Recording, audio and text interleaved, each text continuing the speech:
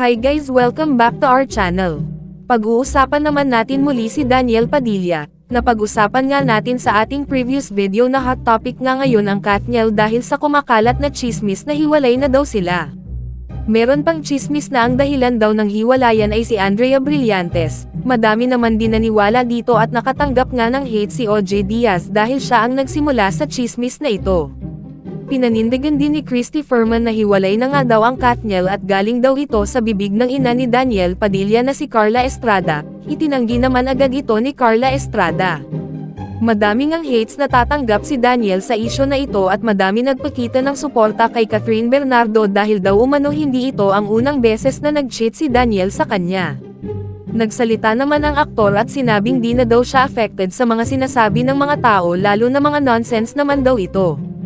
Ang sabi ni Daniel, "I consider all this as noise, as nonsense. Whatever hurtful words you throw my way, I don't mind.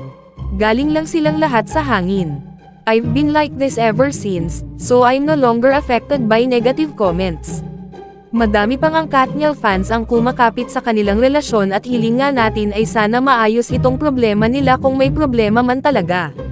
So ano say ninyo dito guys? Comment your thoughts below and don't forget to subscribe to our channel.